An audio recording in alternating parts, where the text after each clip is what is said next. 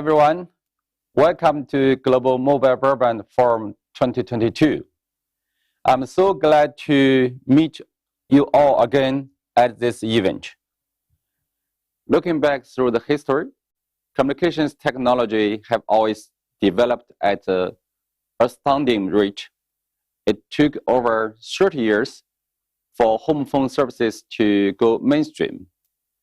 But it took only 10 years for the mobile communications to become the normal. And now, a fully connected, intelligent world is fast approaching. In this world, everything will be possible. And the rapid change we are about to experience will all be accompanied by increasing requirement for digital infrastructure. For individuals, immersive services like XR and holographic communication are continuing to be material. And we will need ubiquitous 10 gigabit per second services to bridge both time and space. In industry, digital technology will continue to reshape protection, with intelligence becoming central to almost every industry. This will need the support of over 1 gigabit per second uplink rates, lower latency, and higher reliability. Finally, everything around us will become intelligently connected, including wearables, intelligent vehicles, and robots. These hundreds of billions of connections must be supported by differentiated infrastructure capability. So today, 5G has delivered Gbps experiences and supports tens of billions of connections.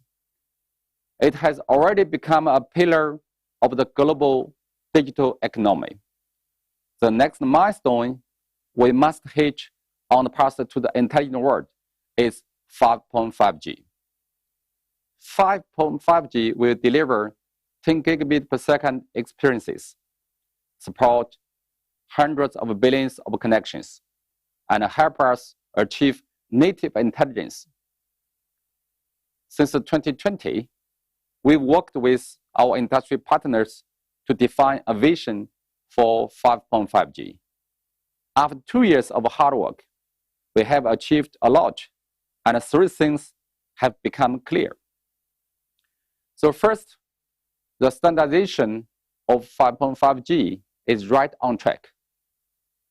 Last April, 5.5G was officially named 5G Advanced by 3GPP, kicking off the standardization work for this concept. 3GPP's release 18, 19, and 20 will all deal with 5.5G.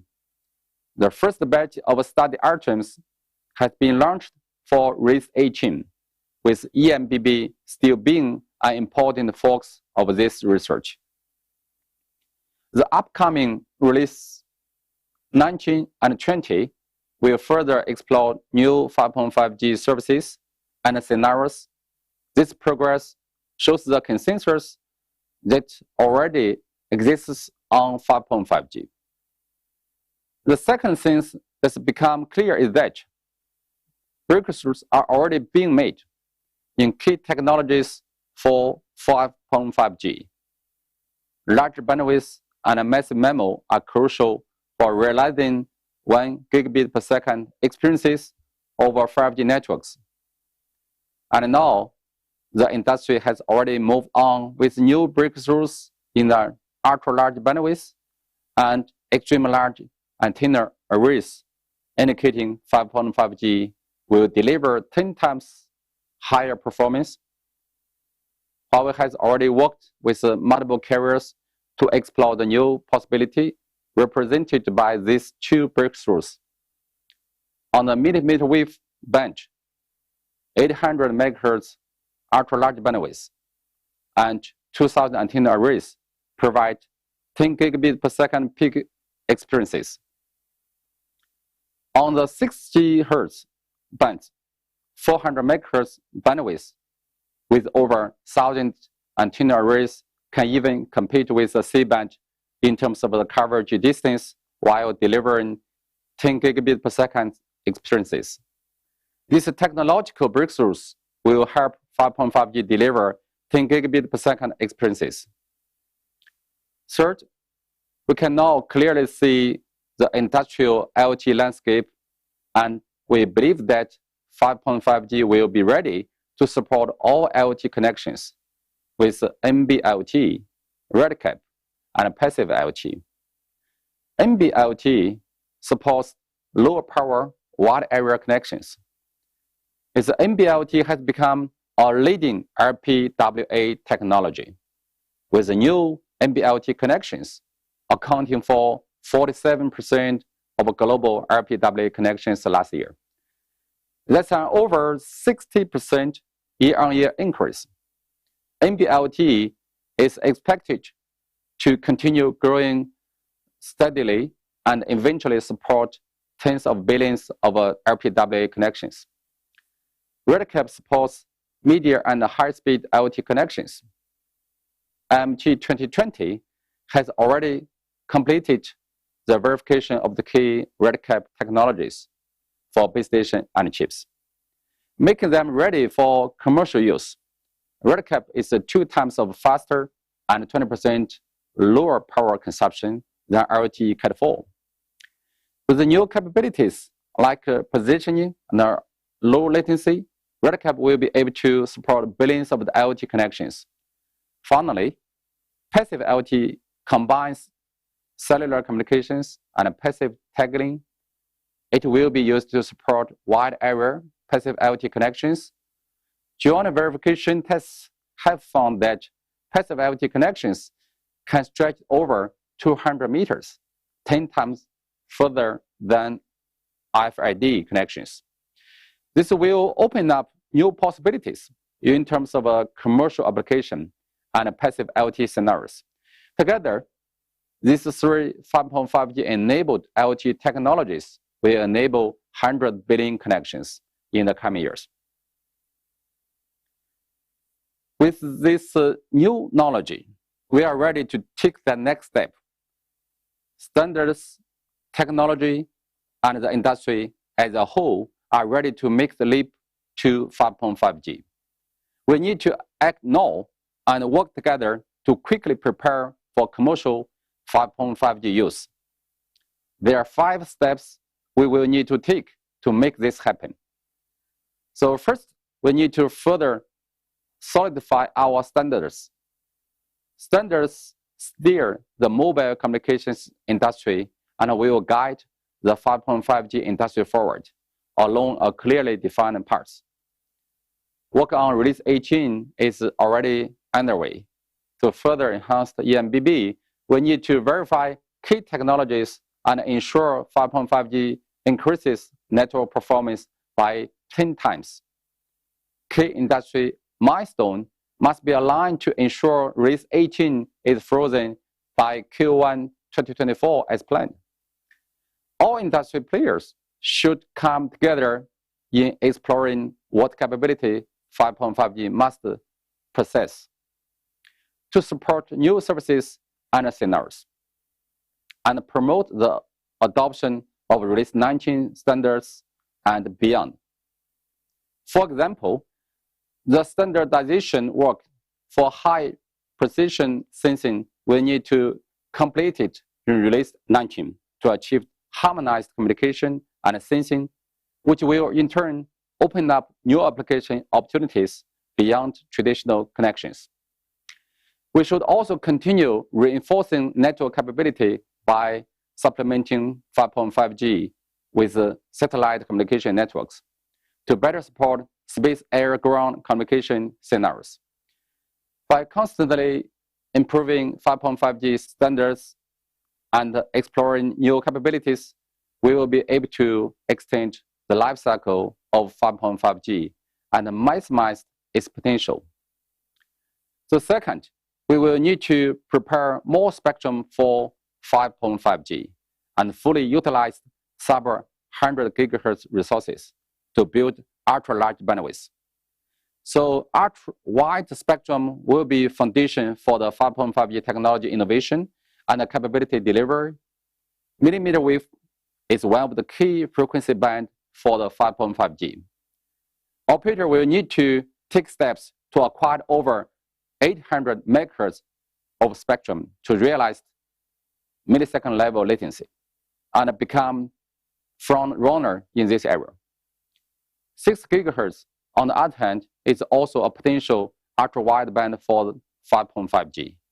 In June this year, 3GPP officially defined 6 gigahertz as a licensed band and approved the RF specification of this band for both network and user equipment. This has provided a starting point for the future 6 gigahertz product development. To date, 3 regions have made preliminary resolutions supporting this. 6 gigahertz is also expected to be promoted as an IMT band at WRC 23. The 1.2 gigahertz spectrum of the 6 gigahertz band will need to start being distributed by 2024 to help operator achieve at least 400 megahertz of spectrum. These 2 spectrum bands can help us achieve true 10 gigabit per second experiences. We can also refine the sub-6 gigahertz spectrum to achieve the ultra-large bandwidth for the 5.5G. Operators who haven't been granted millimeter wave or 6 gigahertz spectrum resources will have to rework these existing spectrum resources to support AR. This work will include aggregating and refining discontinuous spectrum on 4.9 gigahertz, 3.5 gigahertz, and sub-3 gigahertz bands on demand. The third, we need to prepare for 5.5G with material networks, devices, and chips.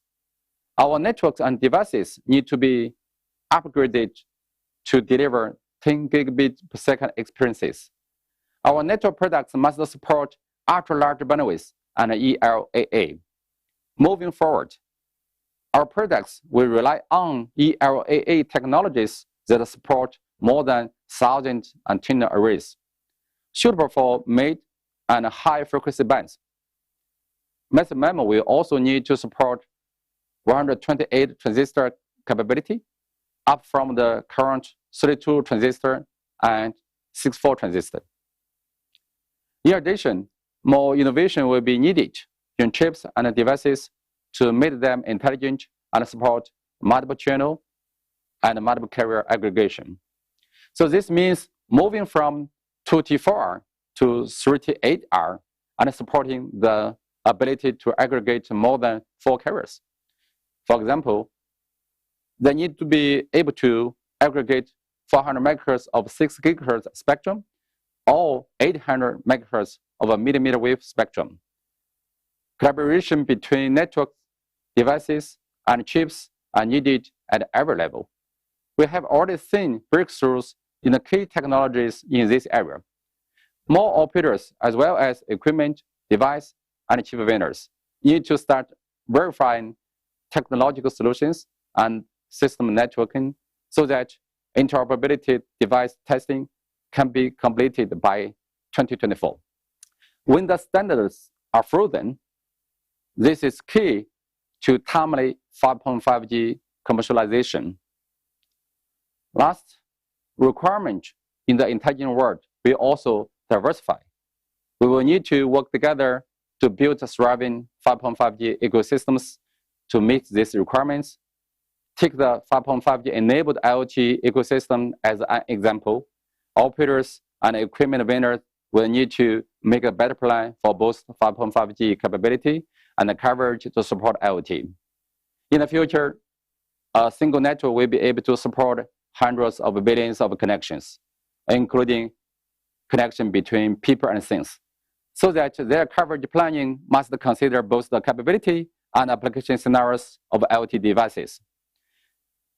Capability planning must also consider both the needs of people and things. Device vendors will need to adapt the costs and modular capabilities to application scenarios. For example, RedCap will also need to constantly evolve.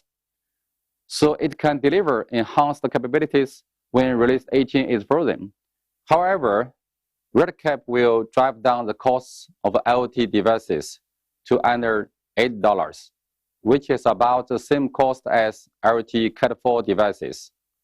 Industry and app developers will also need to act now to begin incubating new apps. For passive IoT, we can start with real needs in retail and logistics, over 50% of which will need passive connections. After passive IoT devices are deployed at scale, we can then extend them to other application scenarios: electric power, healthcare, and manufacturing. As our standards, spectrum, products, and ecosystems mature, 5.5G will become a reality and allow even more applications to emerge. 5.5G will enable 10 gigabit per second experiences and harmonized communication and sensing capabilities. This means moving away from the traditional audio-visual experiences to multiple sensory experiences. This will transform the way we communicate.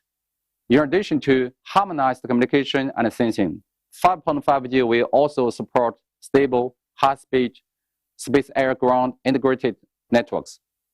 This will make intelligent connected vehicles as a reality, turning them into a third mobile space.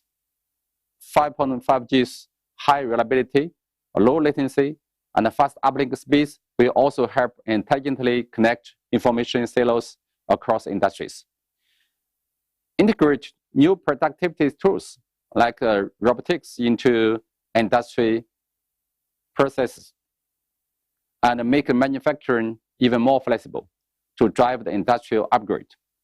A new generation of innovative applications is emerging. Our vision of the intelligent world is also becoming more and more clear.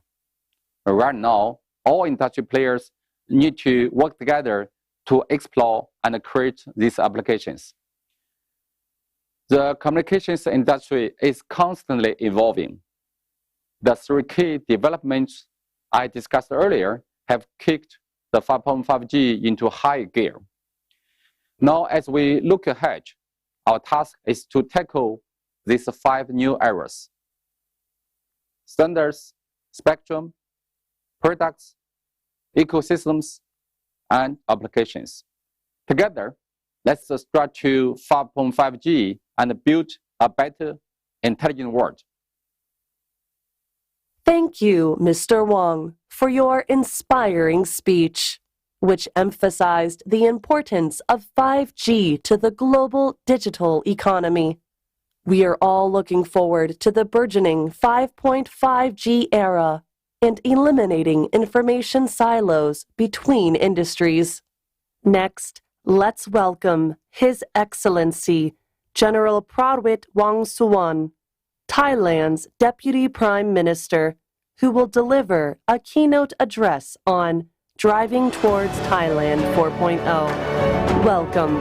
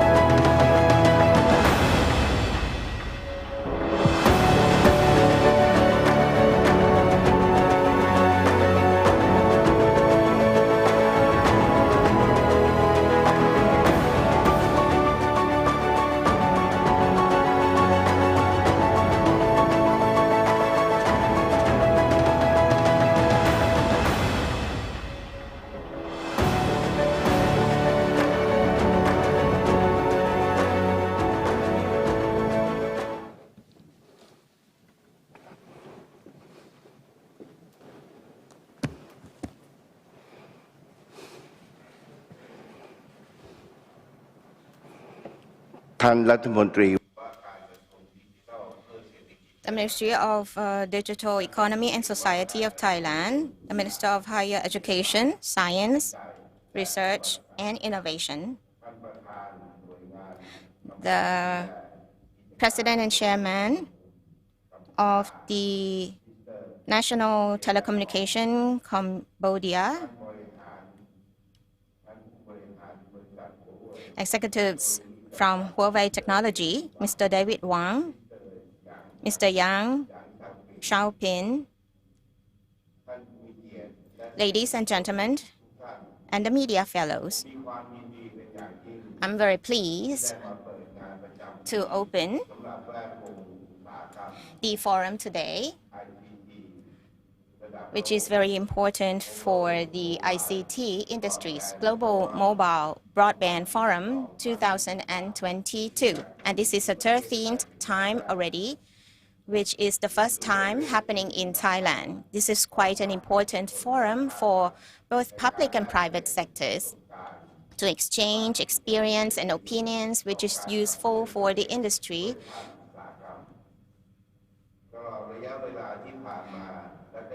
For the past recent years, the Thai government has given importance to develop digital infrastructure, which is the basic engine to drive Thailand towards a digital economy. So we have policies to support the development of infrastructure to drive Thailand towards Thailand 4.0, which is to promote investment in digital infrastructure and telecommunication infrastructure. And this is quite important to drive Thailand towards Thailand 4.0. This is to enable the business operators to develop industries and services in Thailand. The development of the creative digital economy would connect all the industries together and also to well equip the people to be able to use digital technology, especially the development of 5G digital infrastructure, cloud, big data, and AI, so that we can develop and open opportunities for all the industries. We also try to develop human resources to serve the industries so that our workforce is digital competent to fulfill the jobs in digital economy. I believe that the exchange in this forum today would help serve the purpose of the Thai government to support the digital economy and society. I hope that this will help in the development of the building of digital infrastructure. On behalf of the Thai government, I would like to welcome everyone who have traveled to Thailand. And without further ado, may I declare the opening of the Global Mobile Broadband Forum 2022, which is the 13th one already. Thank you.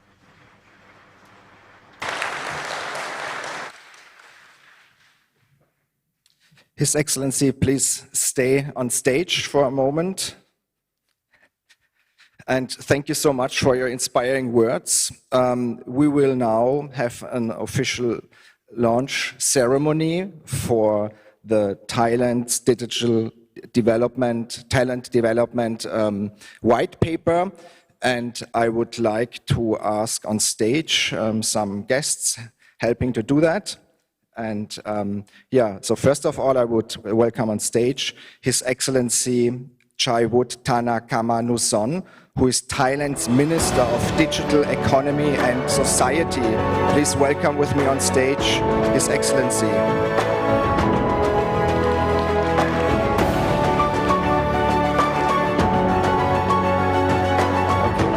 And second, I would like to ask on stage as well His Excellency Professor Dr. Ane Lautamatas, who is Thailand's Minister of Higher Education, Science, Research and Innovation. Please join us on stage.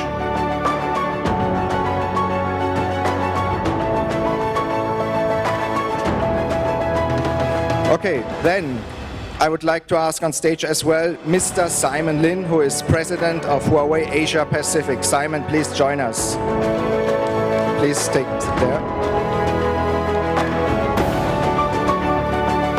Then Mr. Yang Chaobing, Huawei's President of ICT Products and Solution. Yang Chaobing, please.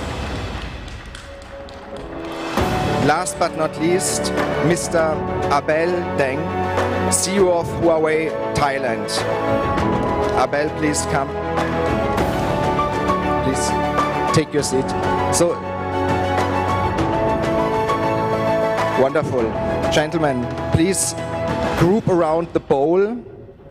Group around your bowl. Go closer to the bowl and put your hand.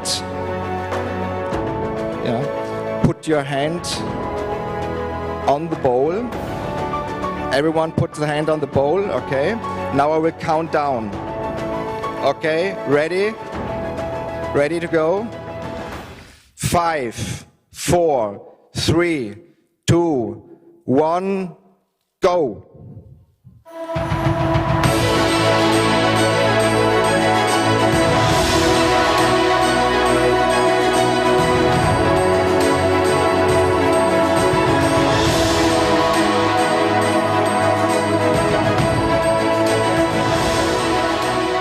Okay, thank you so much. Well done. Thank you for joining us, for witnessing this moment.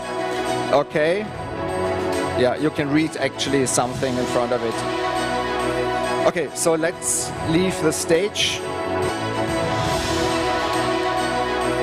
It's fascinating, right? Okay, gentlemen, please. The ladies will guide you down.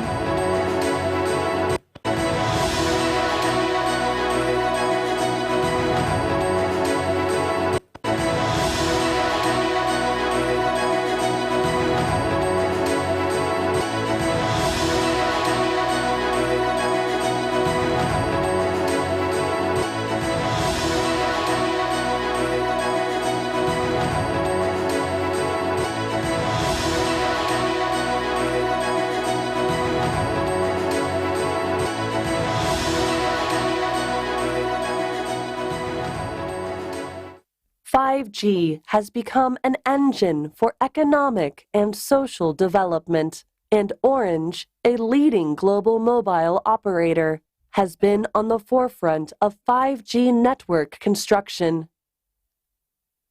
Next, Mr. Emmanuel Choutard, Orange's Senior Vice President of Operations and Network Economics, will share his insights with a speech entitled "Towards a Green, Software-Based Telco."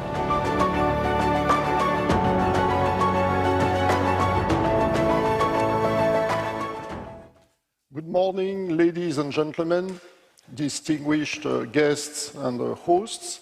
Thank you for giving me the opportunity to share with you the Orange vision of an important journey, the journey towards a green and software-based telecommunication operator. As you know, we are facing an uncertain environment with climate concern. This is a concern of our customers. This is our focus and our responsibility to address it and to bring concrete answers. To fight global warming, we have first identified 3 facts that I would like to share with you, starting with the carbon footprint, which is actually not scaling with the traffic. There is no proportion. I will come back on this. Another major element to have in mind is a customer device, which is quite impactful, and we need to consider it overall. And of course, a third element is a positive contribution of the ICT industry to the overall carbon footprint impact for the society and for the other verticals and industries. So if we look at the ITU data, you see here the curve of data expansion, which is growing very steadily. And you see that the carbon emission footprint impact is flattish, which means that clearly there is no direct correlation. And this is explained also by the network power, the power needed for the mobile and the fixed network. If you look at the traffic, the usage, and you look at the power need, you will see for a fixed network that there is a setup which is needed, a setup of power, and then after the power needed is quite independent from the usage, while in the mobile network there is a certain factor depending on the usage. However, the setup is a predominant part. So this means basically that we can load our networks as the traffic is not so much impacting the energy consumption once they are built. But we need to take a look at the end-to-end user-centric view, including the device share. This is a French regulator statistics showing that more than 75% of the carbon emission is associated with the devices, whereas the share for network traffic is reduced to 6% for network overall, for the networks, and 16% for the data centers. So one quick win is to increase the lifetime of the devices, and this is what we are focusing on as Orange, recycling and increasing lifetime of the devices. Another view is the one from overall ITU statistics, is what our share in the greenhouse gas emissions as telecommunication operators, and so mainly the networks, 0.4% inside the digital and the ICT, whereas you can see in the other verticals, logistics, transport, and industries, they are the big share of the carbon, of the greenhouse gas emissions. And as we saw yesterday with the GSMA, the contribution that we can bring to reduce and to support the other industries is just giving a very high return of investment, if I may say so, in the network through efficiencies that we can bring to transport, to logistics, and features that are supporting also our customers in order to reduce the travels and at the same time to have multiple services in a greener way. So CO2 emissions is what matters in the end, because this is what is impacting the climate. We have to take a user-centric approach from the customer device to the data center and to look at all the aspects. And we have a very positive impact of our industry on other sectors' emissions, which obviously doesn't mean that we shouldn't care about our own emissions. So we are taking a close look as Orange to the three scopes of emissions, from the most direct to the more indirect one, including our subcontractors. And it is comforting to see that with peers we have made public commitments, and in the case of Orange, by 2040 to be carbon neutral, so ahead of the EU schedule. And of course, depending on the footprints, on the activities and the starting point, we see various commitments, but a general move towards net zero carbon. Alors, by 2025, we will have already an important milestone with a reduction of carbon emission versus 2015 baseline, and we are also looking at the power consumption overall reduction. In fact, we have to reconcile different objectives which by chance are quite compatible, meaning reducing the volume of energy consumption in order to reduce in the end the invoice, but also to have a positive environmental impact, introducing renewable energies, and increasing the share of renewable energies in our mix, and we target 50% as Orange by 2025. And this is also consistent with another objective, which is resiliency. You know that we have in Europe, in particular, challenge for this winter, and we want to go through the winter with obviously full business continuity and to be able to support our customers. Energy on site can be also useful, as well as flexibility, meaning the possibility to reduce the peak hour consumption and to support the national grid by implementing what we call peak shaving, using our own energy during these periods. Now, the second great trend that we see happening now, which is the other turning point, is the evolution towards a software-based telco and introducing software in the way we are doing networks. So we are coming from fully integrated operators, doing everything from infrastructure up to the service offered to the customer, to what we call a de-layered model or multi-layer model with an infrastructure layer which is addressed specifically, a network functions level, a level of service platforms, integrating also in some cases third-party platforms, and then ultimately the service offered to the end customers. This softwareization is based on 4 pillars.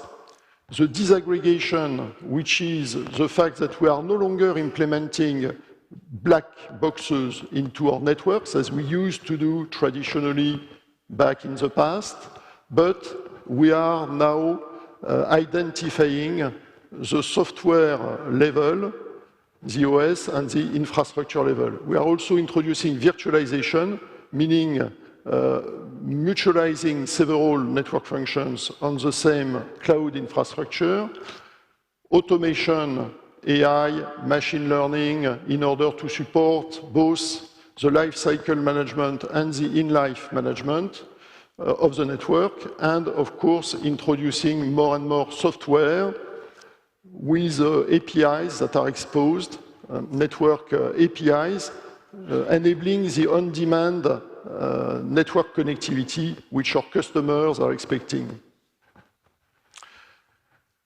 We have also to take under consideration a lot of OSS evolutions, including orchestration, dynamic inventory, in order to be able to deliver the promise of zero wait, zero touch, and zero trouble, which is what we are aiming at.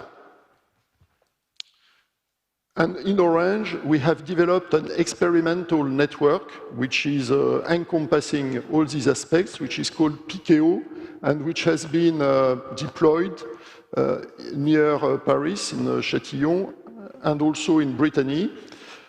And this helps us to see how it works from the core network to the access, so to see all the aspects, and to identify also the issues and to tackle them in relation with the cloud functions, the way to implement the network functions on the cloud, so the cloud infrastructure aspect and the cloud native functions. The security topic, which is an important one, the integration, and we have to look at all these aspects, demands which are new, in a different way in order to find the appropriate solutions. And we are confident with PKO and building on that we are able to do this, but indeed this is a significant evolution. So our roadmap, starting from these 2 years, let's say this year and last year, with PKO, but also with implementations in various footprints of elements of softwareization and virtualization of our core network, and moving progressively towards the access, moving also from rural to urban, and being able to expand also AI into the access network. Alors, why we are doing this softwareization is because of the top line, because we want to be able to offer the on-demand connectivity which the customers are expecting, especially the business customers, which is for Orange Business Services an important need, and for the carriers as well, the carrier business, but also for some savings that we can perform, so efficiency coming from faster deployment and reduction of workload through automation, and as well for time to market, because evolving towards DevSecOps, we are able to deploy faster, much faster, functions into our network than what we used to do. Now, we have as well a strong stake into the 5G advanced. We believe that it's an important moment before the 6G to keep the innovation momentum. So we fully share the view which was expressed this morning of getting the capacity to address XR needs, to renew totally the IoT approach, and to, at last, I would say, get a scale on this IoT business, with replacement also of legacy technologies like RFID, and at the same time complementing the coverage with a non-terrestrial approach. So this will give us the opportunity, starting from the NSA deployment, MBB, classical deployment, which was done in C-band and mid-bands in our European footprint in particular.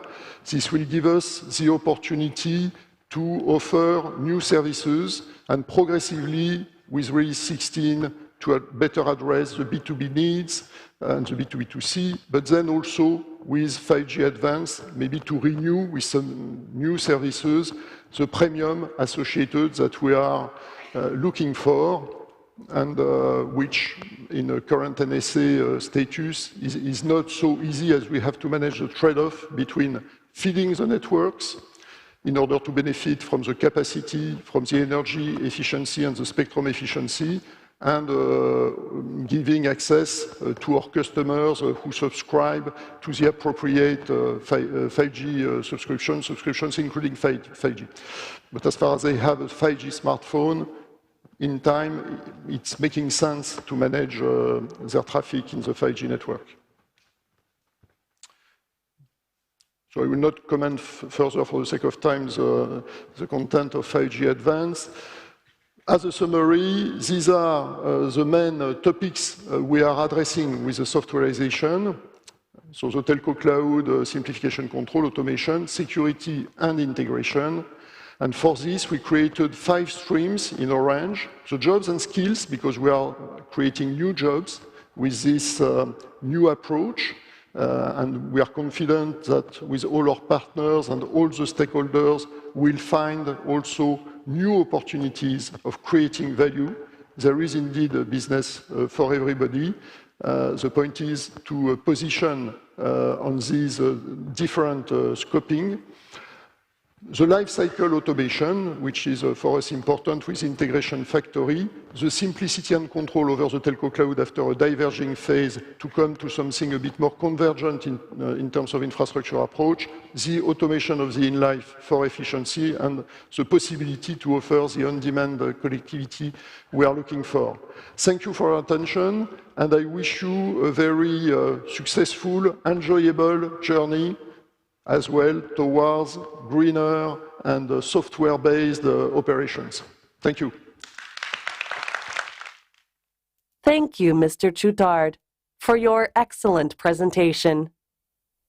Next, let's invite Mr. I. Jida Darmuyusa, CTO of XL Axiata, Indonesia, who will give a speech entitled XL Axiata Networks Toward 5G Adoption.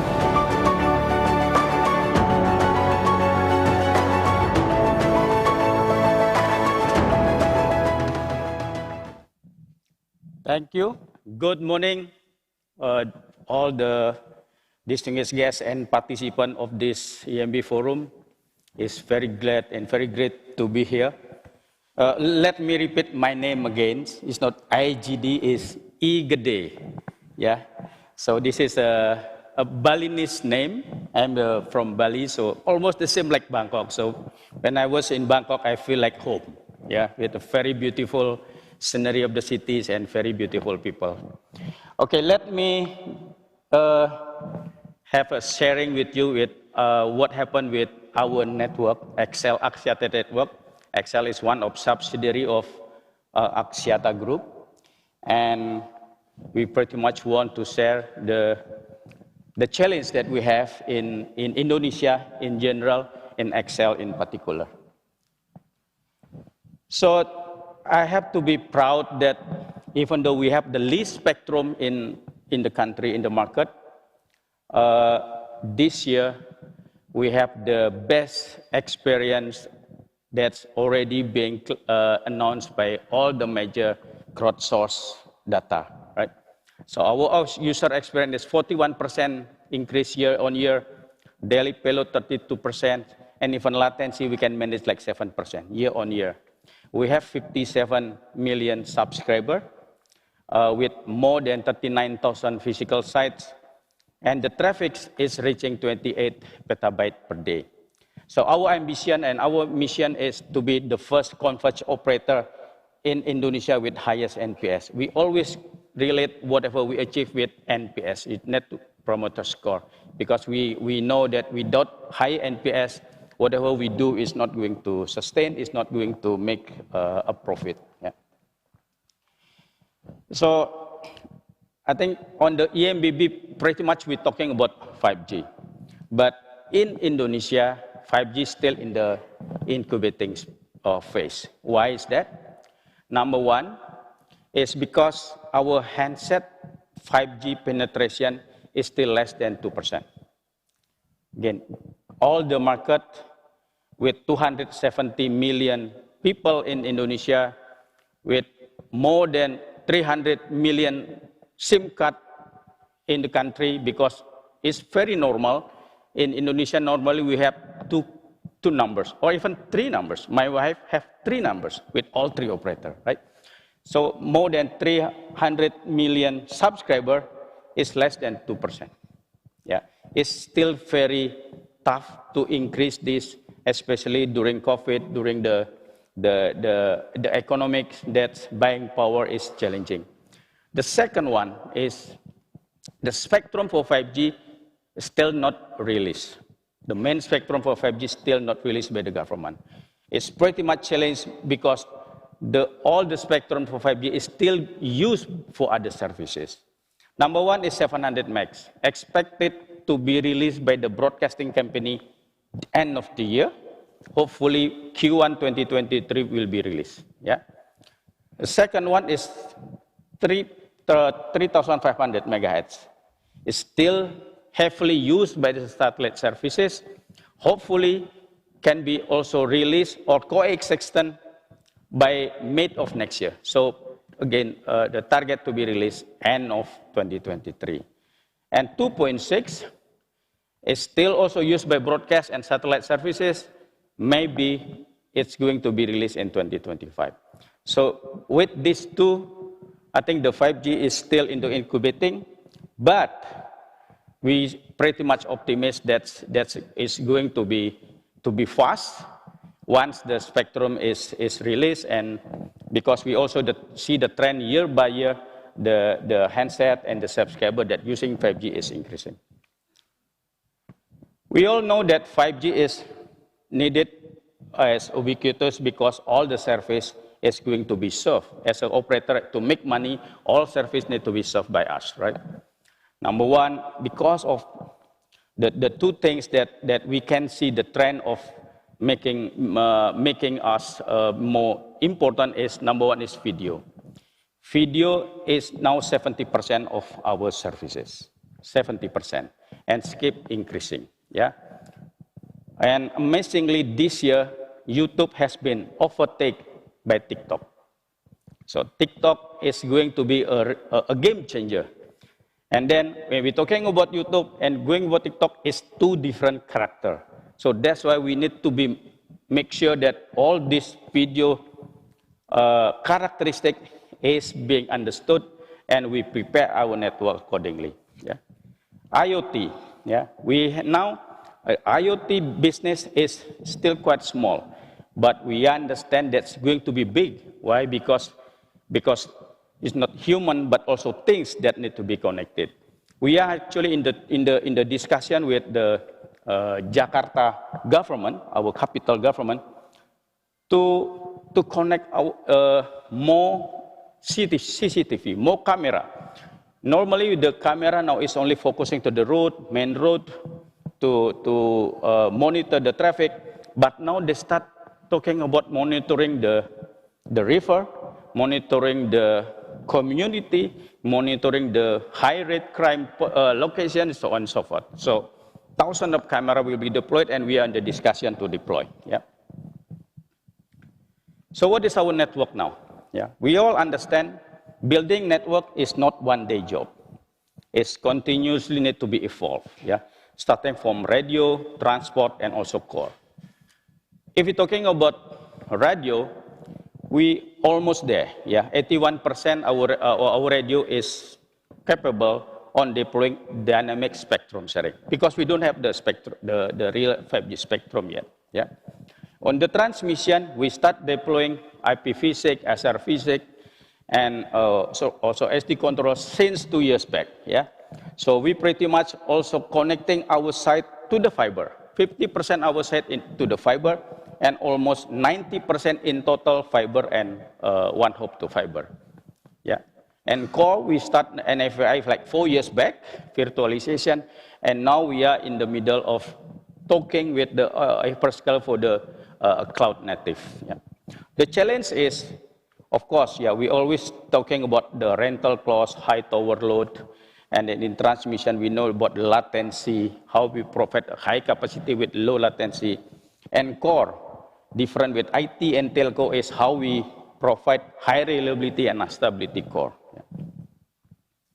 So on the new technology that we start adapting now is, number one, on the radio, we already deployed the FDD 88R and also massive MIMO in our network starting 2021 and 22. Yeah, we know that this bringing the more capacity, but more important and also less power. Yeah, the previous speaker saying about less power. We cautiously doing this. Why? Because we also understand less power related to the less cost. Yeah, whatever giving us less cost immediately becoming something that we have to do. Yeah. Meta AAU, I think this is on plan to do POC because it will bring down the power even more. And with the more capacity, SDN control, like what I mentioned, we have start doing this. This may not improve power, but improving efficiency, improving our operation. Yeah, from preventive to predictive. So by doing this, we also minimizing the efficiency in operation. Cloud native and slicing still in the very early stage of discussion because we all know the challenge with all the hyperscaler because they also need to build their own data center in region. So hopefully by 2023 or 2024 we have this becoming mature in our network.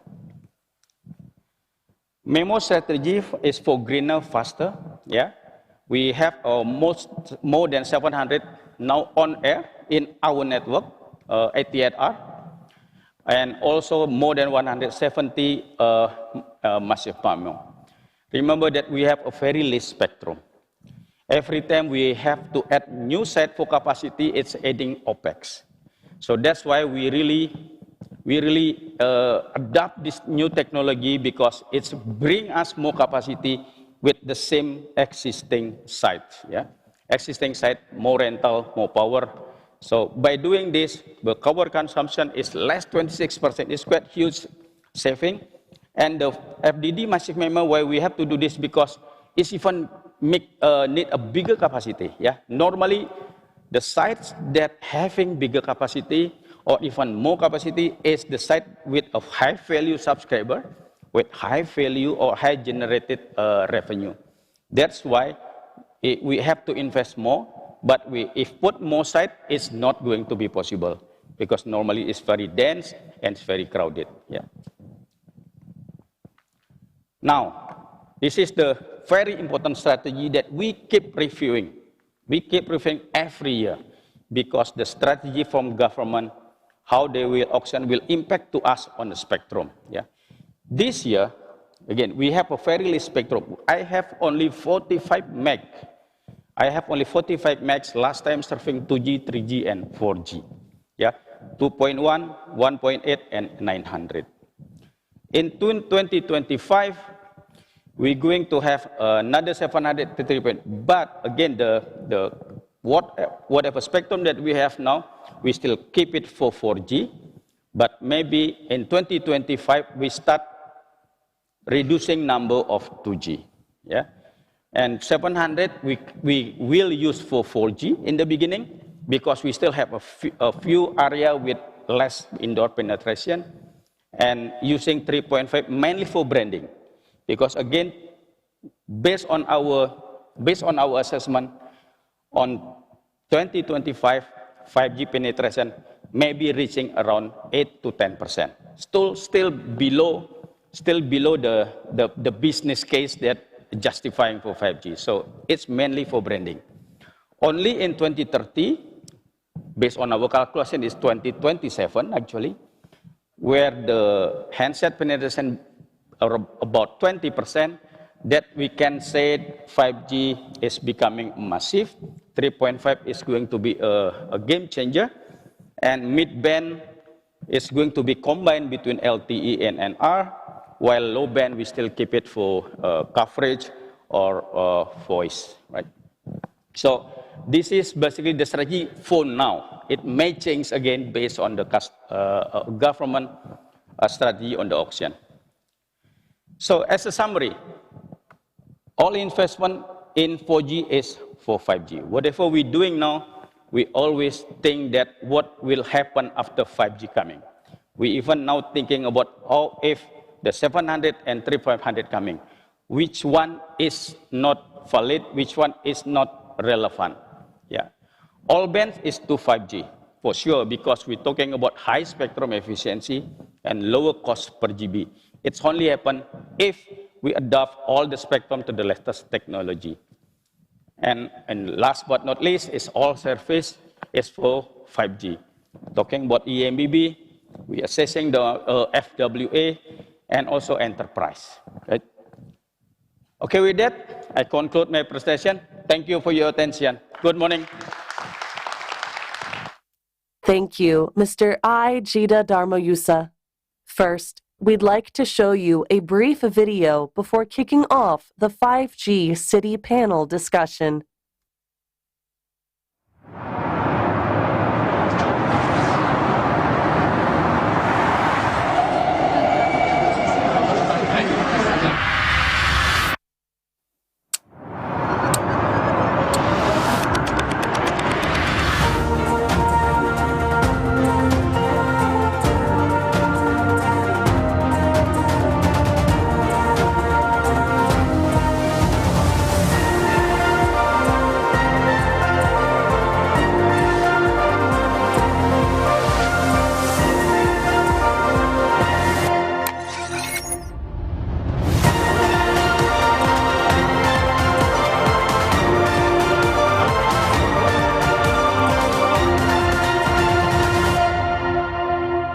Now, let's get started with the panel discussion. I'd like to invite the moderator of this panel, Ms. Sehan Bo Chen, GSMA's Head of Greater China, to the stage, as well as Mr. Yang Lifan, Senior Vice President of China Unicom, Beijing, Mr. Mohammed Abdullah Aziz Al-Nujaydi, Chief Technology Officer Delegate of Zain KSA, Mr. Sheldon Yao, Chief Technology Officer of HKT, Mr. Hashan Al-Shamili, Technology Planning SVP of DO UAE, and Mr. Neil Shah, Partner and Research Vice President of Counterpoint Research.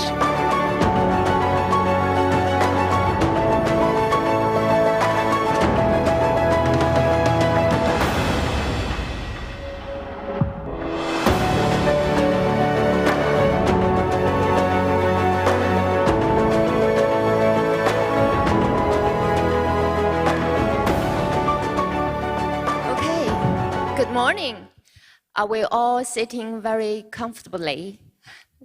So it's a great honor to be here in Bangkok, to be with such a great lineup of panelists to talk about a topic we're all passionate about, 5G City.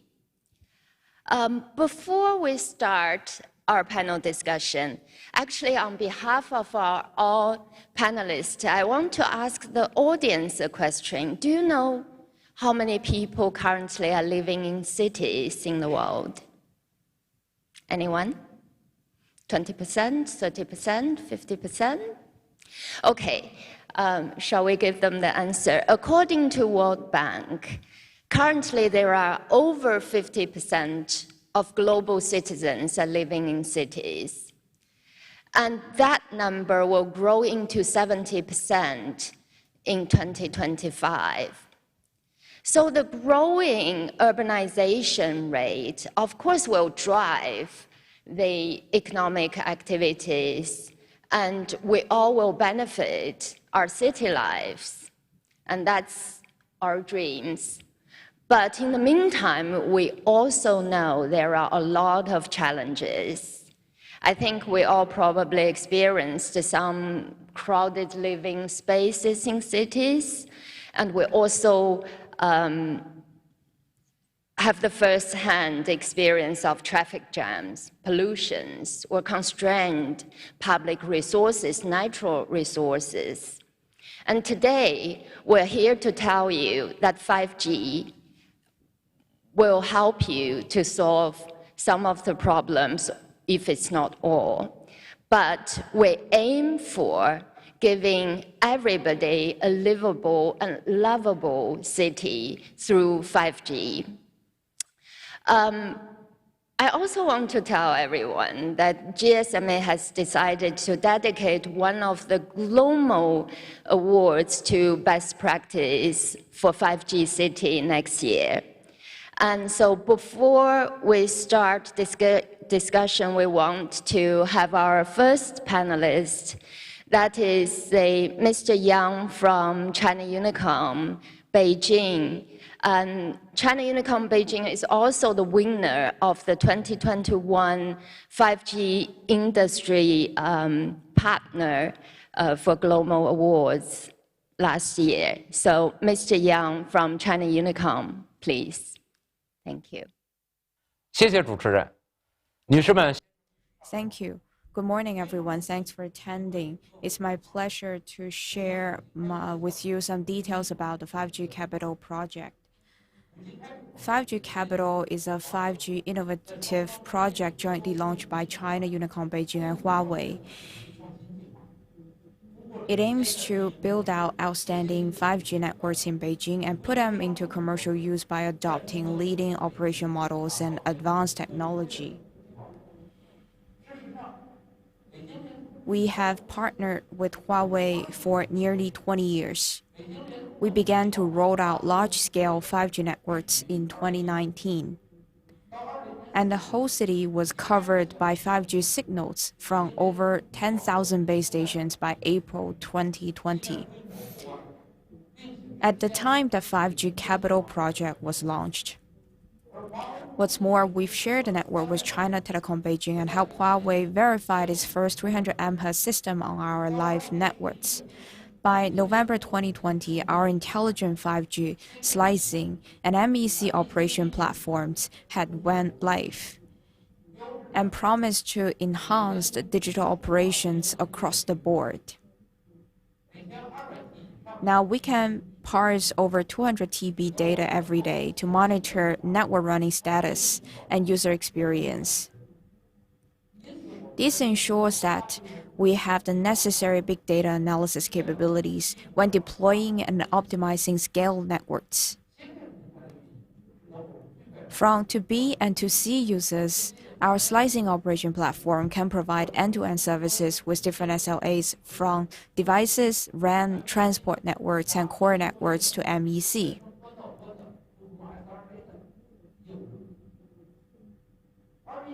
In May 2021, we invited media outlets to test the networks and witness the release of experience-centric 5G network evaluation criteria, which included 12 indicators, and the drive test results were outstanding. December 2021 saw new 5G breakthroughs with the 5G Capital Snow Experience tool from the Smart Winter Olympics. For example, a 4K UHD studio powered by the 5G high-speed networking can transmit live signal on a train at a speed of 350 km per hour, showcasing China's speedy solution to the entire world. In 2021, Huawei's indoor massive MIMO, SUL, and Meta AAU were widely deployed in our networks, representing a new stage of development. Particularly, I'd like to show you our latest achievement of the 5G Capital project, that is the large-scale deployment of 200 MHz high-bandwidth 5G networks. The number of our 5G users and service traffic has both increased at a rapid rate in those 3 years since 5G was first commercialized. Currently, the average daily traffic is nearly 2,000 terabytes, and the proportion of 5G CA devices have reached 1/3. This is why we need to widely deploy 200 MHz networks to handle the surge in 5G traffic and demand for an enhanced user experience. By August this year, we had successfully deployed the world's largest 200 MHz high-bandwidth network with more than 3,000 base stations, covering Beijing's core urban areas. In fast-moving scenarios, the average downlink rate reached 885 Mbps, while the average uplink rate was 260 Mbps, with the CA effective rate reaching 85%.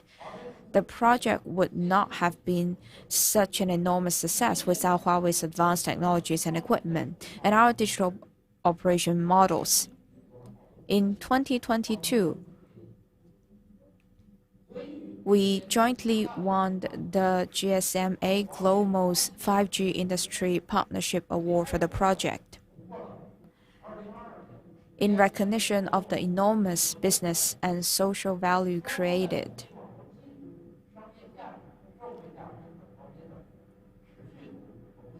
This has been an ongoing effort.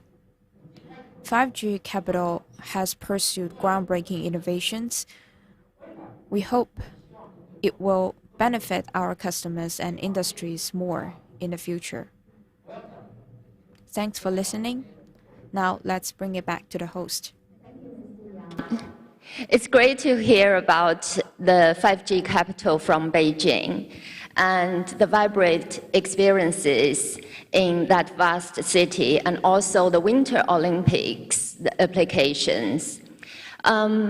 So let's move on to our panelists on stage today. Some of the questions we keep on asking ourselves is, what changes have 5G brought to your city? And what are your innovation and practices in deploying 5G? After Beijing, shall we move to the next city, Riyadh? I'd like to invite our next panelist, Mr. Mohammed, to talk about your view. Thank you, Mrs. Sian. It is our pleasure to share with you our experience about 5G. By the way, at the moment, it's the first, the commercial, the third anniversary of our 5G. The first, our commercial of the use cases, it was the FWA with the reliable network, with the ultra speed. We are supporting our customer with the high speed. With the FWA, it's reached around 200 meg. It is a one step before pandemic. We are supporting our customer and the government with the high speed. It was supporting the e-learning and work from home and all that in the 2019 and 2020. More than broadband, we are the aiming of the enrich of the user experience. We have entered to partnership with the OSN to support the streaming to our subscriber, and to are using that to have the more data and have a free access on the internet with the reach for the all contents. Not only that, we are in additional to also that to have a partnership, Zenke SA have a partnership with the NVIDIA, the partnership to have launched the GeForce game with the more than 1,000 games, and to have access, and they can play anywhere, any device, and no need for any download. So based on that and on the above, we built up our differentiated, competitive capability to allow us to grow more in the FWA. More than that, we are more focusing also in the enterprise section. Even the enterprise section in the Zenke SA is higher than growth than the consumer. We are supporting that. We'll provide the SLA-based DIA, which is internet, dedicated internet access, which we have a lot of agreement with the banks and with government sectors, and we can support. Imagine how many ATMs we have, how many banks we have connected on that. So beyond of that also, we are study and understand the pain of the industrial. We are providing a lot of solution. One of the solutions is the private network, indoor solution, and IPVPN. All those solutions, it is helping the industrial for that. Going to future, we are pay attention that for the ecosystem collaboration to enhance our integration, even that to support in the one-stop integration and solutions. Thank you, Mr. Mohammed. It's great to understand that I think we all agree that 5G city doesn't just mean to consumers and also to enterprises, to government, to cities, every aspect of our life. Let's move to the next city, Hong Kong. We'll have Mr. Yao Sheldon, our friend, because I live in Hong Kong, from Hong Kong T, to share the experience in Hong Kong. Thank you. Yeah, good morning. Hong Kong is very famous in its high-rise building terrain, which is a nightmare for all the mobile operator.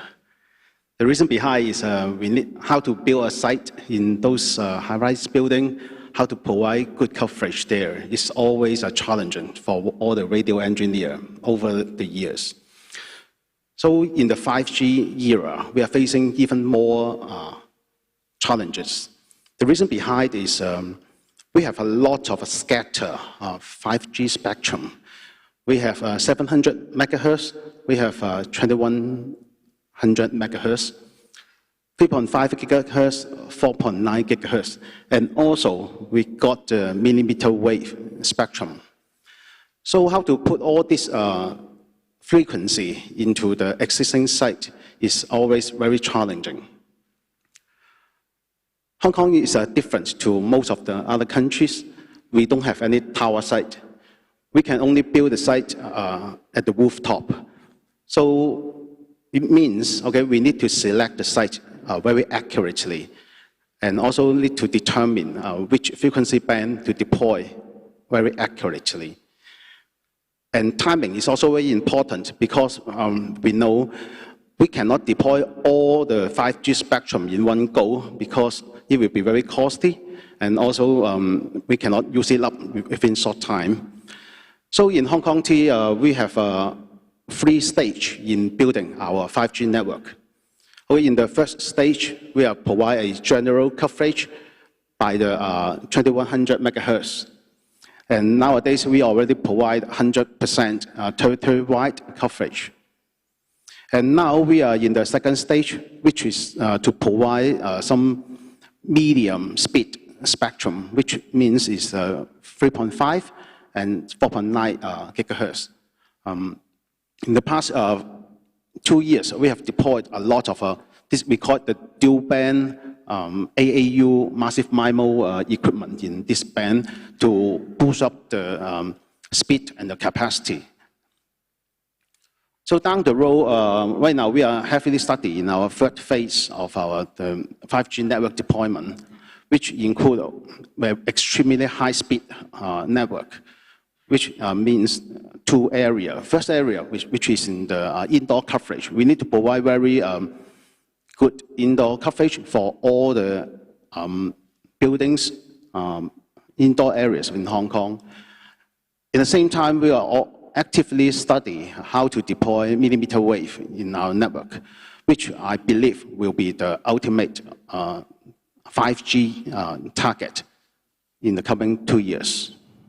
So thank you. Thank you, Sheldon. Yeah, Hong Kong is different. I think every city is different when you deploy 5G, and you will have different strategies. Thank you for sharing Hong Kong's strategy. How about Dubai? Let's move to Hassan from Du. And what's your experience in Dubai?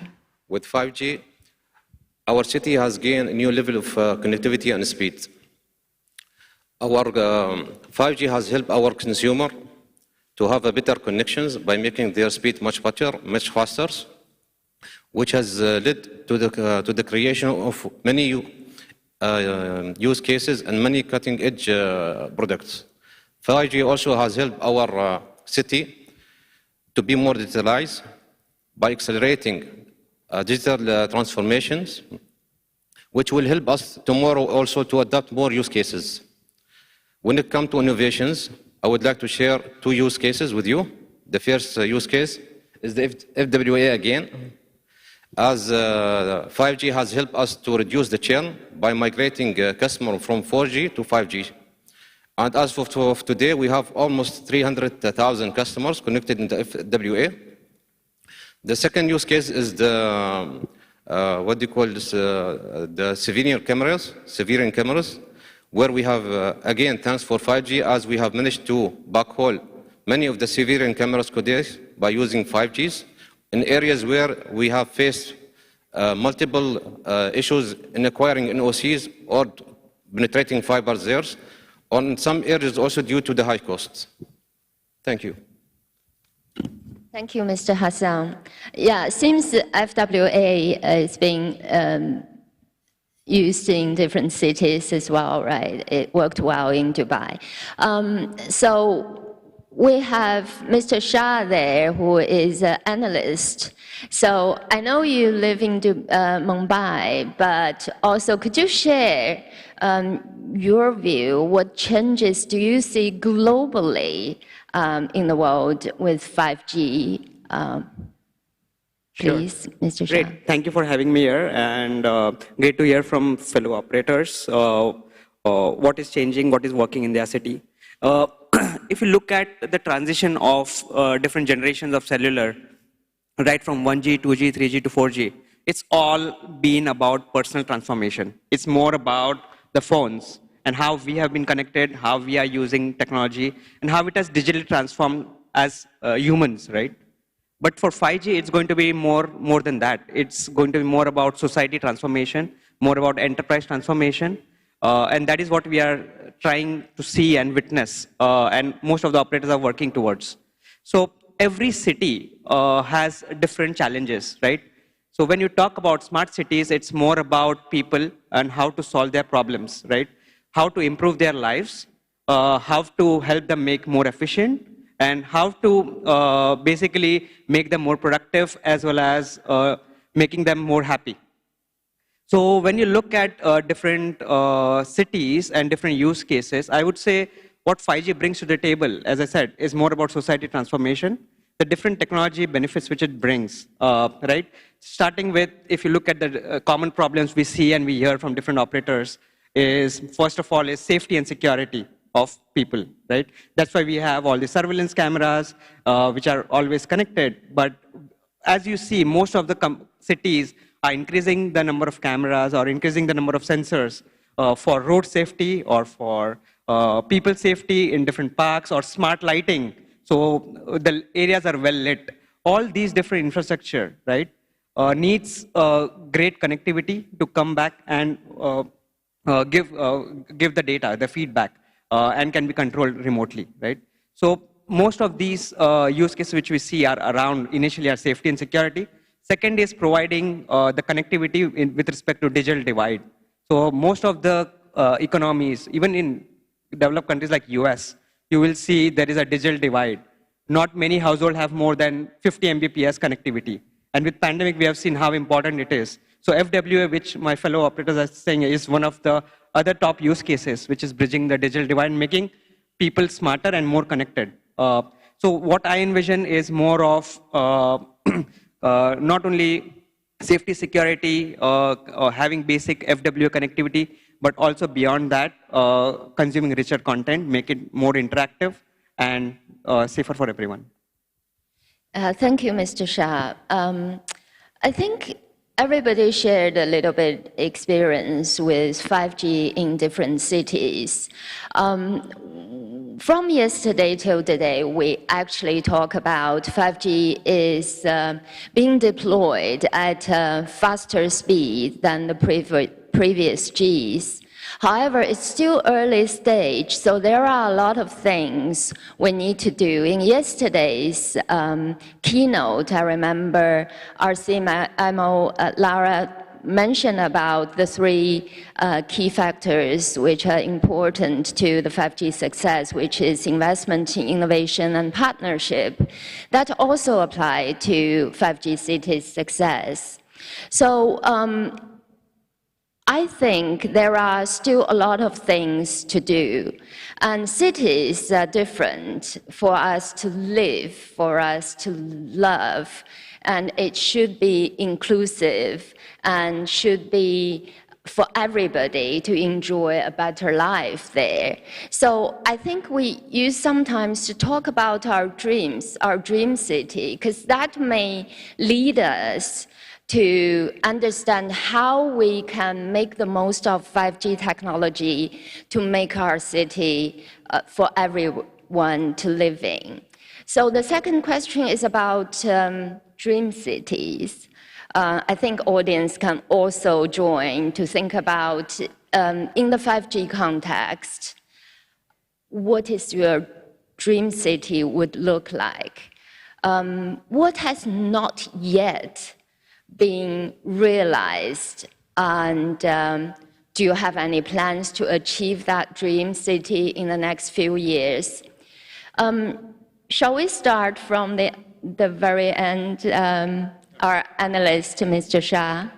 Do you have any dreams about cities, and what do you think? Yeah, I dream a lot. I dream a lot, and yes, a dream. So if you look at, it starts from, as I said, it's more about people, right? So when you wake up, I would like to wake up into a city which is very safe, as I said, secure. And once I wake up, I need to be hyper-connected for my daily routine. I need to be getting the messages which should be more predictive. So I know if I have to leave for office, I need to leave at this time. It should be hyper-connected, more intelligent. And then once I reach there, it should be real-time in terms of transportation updates. Once I reach the office, my office should be smart with AR, VR type technologies which will help me make more productive. If I am an engineer on a shop floor, or if I'm in an office where I can have virtual meetings with my colleagues across the different continents, right? And once I come back, I can go to and enjoy my life, go to a stadium which is hyper-connected again, and also offering me best seat in the stadium, right? And then come back into a restaurant which I can go there and walk into the restaurant and see, okay, this is more carbon neutral, or it is less noisy, the food is good, it's hygiene. So if I just look at the dish, I know this is organic and all the ingredients are safe as well as healthier, right? So all that particular entire lifestyle basically should be more hyper-connected, intelligent, and should make it easier for everyone to traverse and travel into the entire lifestyle from day to night. Yeah, we all dream of a livable and lovable city and bring us a lot of convenience. I think that also give our operators friends a lot of pressure and also a way of serving the cities, the citizens and the enterprises in the city and all the business there.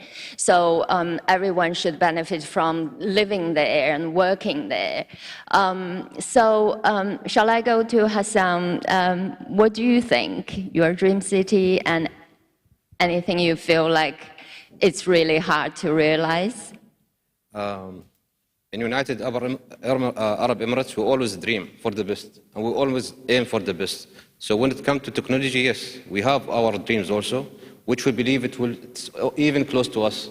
For example, we are dreaming to have 5G SA, and we believe we are not far from that dream, where we will be able to provide a dedicated slice for different industries, different enterprise, manufacturer, educations, healthcare, and so on. So this is one of our dreams. The second dream is to continue our 5G project by extending our 5G coverage for the entire country. So our entire population can get benefit from the 5G network and benefits. Yeah, thank you, Hassan. You're leading DO's technology planning, so you actually give yourself a lot of assignments. Yep. Yeah. So coming to Hong Kong, Mr. Yao, what do you think? Dream city? You mentioned about Hong Kong's specific situation, and anything you would like to say here? Hello.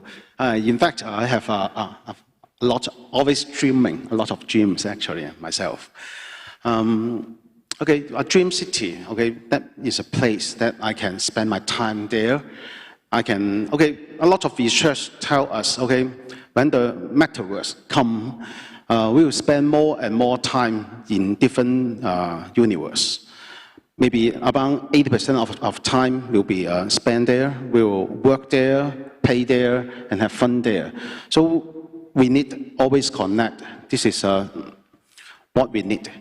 So how to achieve this target in the coming maybe 5 years? So a lot of things we need to change in order to make the city become favorable dreams for us.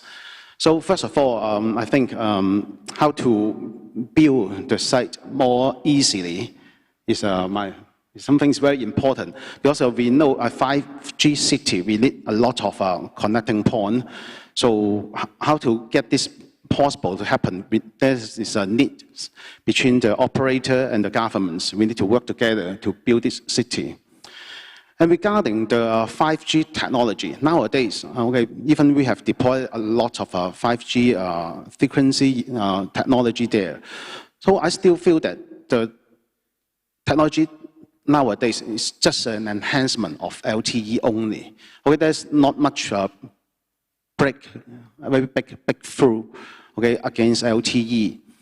So I truly believe in the next stage of 5G development, so we need, okay, higher speed, and also in terms of the low latency performance. Okay, we have always heard that about the URLLC, And I always talk to my colleague, okay, we have achieved low latency, but we never achieved the ultra reliable, the UR part. And this is very, very demanding in the coming years in order to provide a lot of mission critical services. And also for the 5G, there's another promise to us, which is the MMTC. A lot of machine and people can be connected, but we all know that, okay, nowadays is very limited in all the connectivity, and how to connect more wearable to the network, and how to make more compatibility to different wireless technology will be my dream, okay, for the city. And other dreams, okay, is also very important. Another big dreams for good 5G city, which is the network stability. City like Hong Kong, actually, I can say that it's not a new city. Okay, so it's almost have, for the cities already have the design, a lot of design is more than 50 years already. And in this kind of a city, we have a lot of like infrastructure. The power infrastructure is quite old already. And we all know that we're talking about the digitalization, we're talking about the electric car. That means all the energy source will come to the power infrastructure. Can the power infrastructure good enough to support our future requirement for our 5G deployment? And how to maintain a sustainable and good resilience in the 5G operation will be another big challenge to us, and we need to get through. And of course, okay, we need to have all these dreams come true. Okay, we need to deploy a lot of new spectrum, like I just mentioned, the millimeter wave, or even go higher, the 38 gigahertz, 45 gigahertz will all come into the network in the nearest future. So how to ensure this kind of deployment is sustainable? I mean, it's in the energy efficiency. So the ESG concern is also very important. When we are building this dream city, we need to ensure we are still working towards a very green and very efficient network. Thank you. Yeah, thank you, Mr. Yao. Yeah, you covered a lot of things we really need to do in the city. I think every city has different situation, and also for our operators working there, they also have different strategies. At the moment, it's still early stage for 5G, and especially for 5G city. So it's good time for everybody to think about how we're going to plan our 5G city, how we, as Mr. Yao and other panelists mentioned about the dreams, and it's early stage for 5G, every aspect and the amazing feature to be used in every single applications we probably should develop in the future. And also, more importantly, we also touched about we need to work with stakeholders. So cities is not just for operator or vendors, for our industry, it's also for the municipalities, for the government policymakers, and for everybody to work together to make our dreams come true. Let's come to Mr. Mohammed. After you heard all this, and what about you? Have you changed anything you're thinking about your dream city and how Zen will do in Riyadh? Yeah. One of the vision of the Saudi Arabia 2030 is to keep Riyadh within the top 10 of the cities globally in terms of the economic. Great. Zain KSA, it's not only the operator, they launch the 5G first, also they launch the SA first. Also we are seeking a lot of the use cases that have in the future, such as the machine learning, such as the massive IoT, and a lot of use cases and that have. From our side, as a smart cities and Zain KSA, we are enabled the 5G network. We will continue invest in the 5G.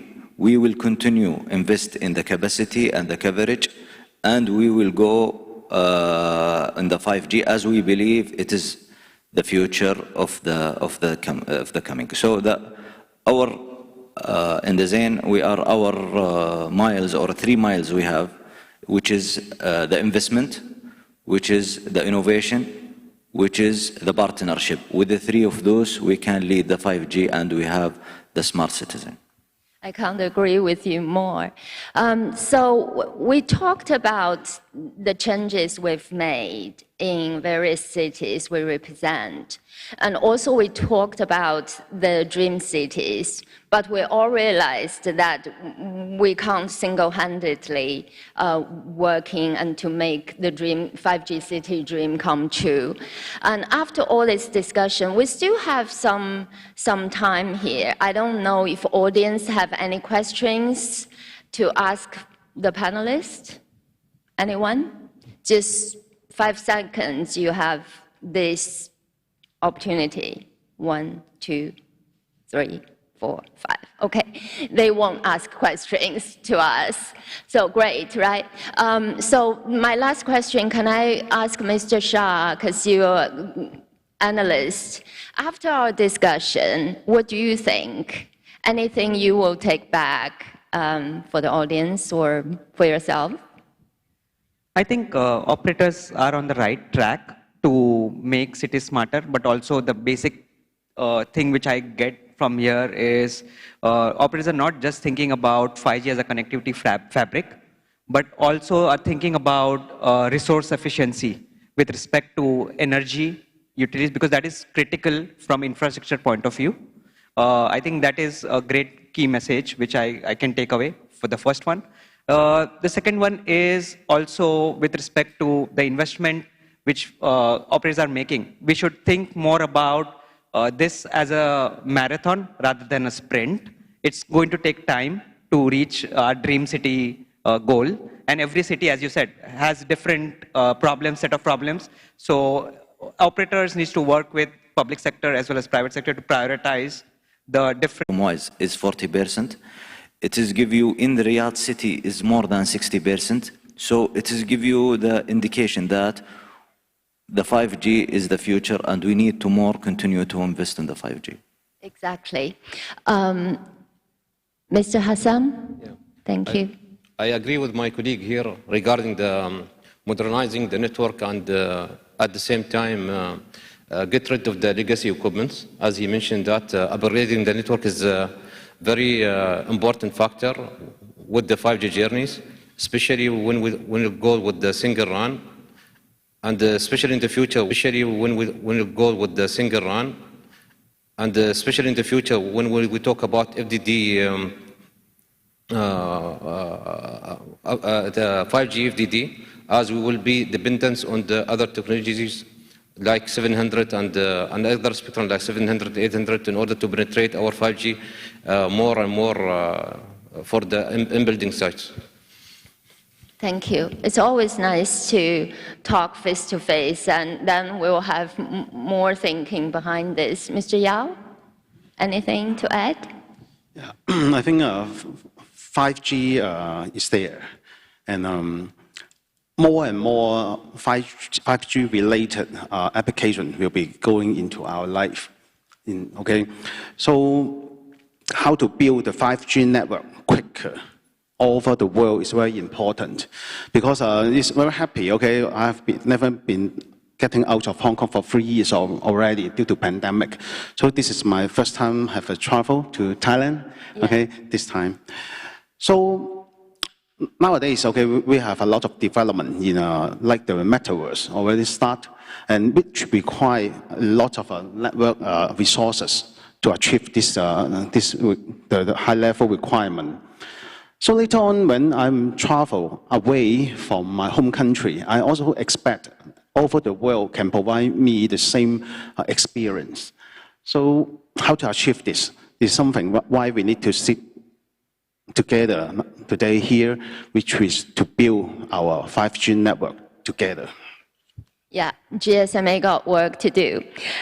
Thank you, everyone. Thank you for all the panelists. And our industry does take a lot of hard work to make 5G a reality.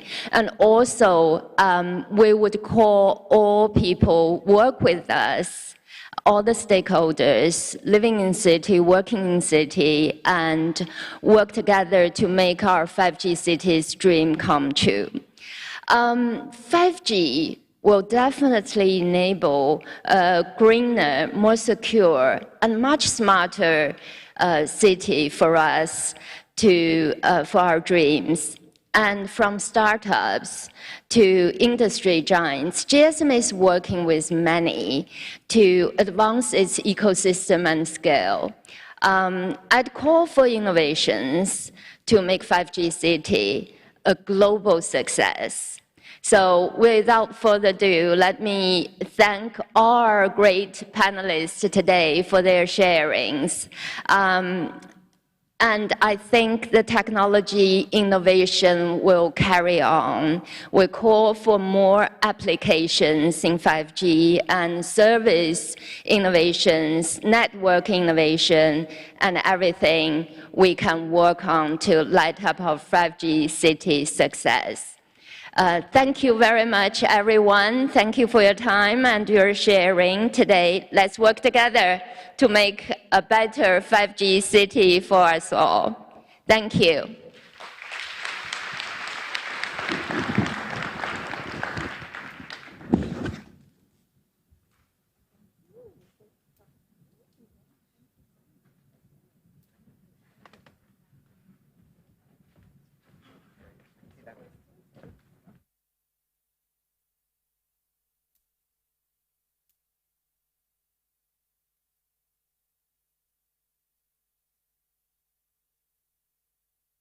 Let's invite Mr. Yang Chaobin, Huawei's President of ICT Products and Solutions, President of Wireless Solution, to share his thoughts on innovative wireless products and solutions.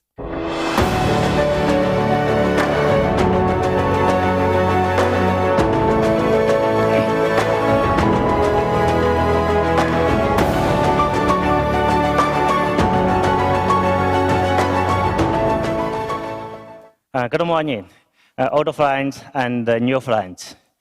Welcome to the 13th Mobile Broadband Forum. We started the Mobile Broadband Forum in year 2010.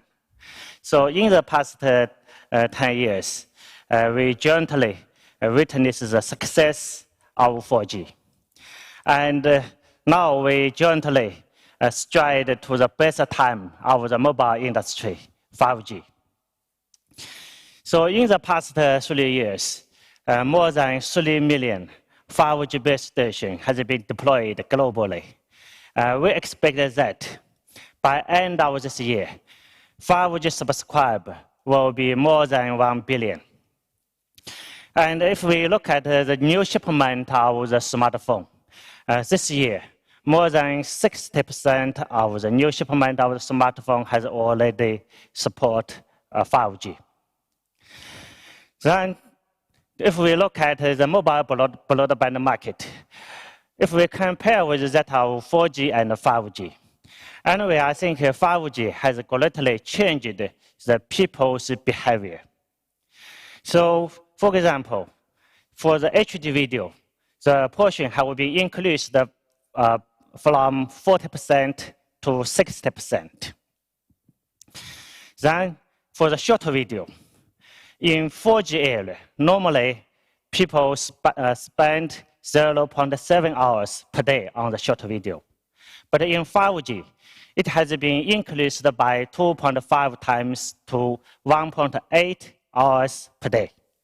Today, the short video has already contributed more than 30% of the traffic in the mobile network.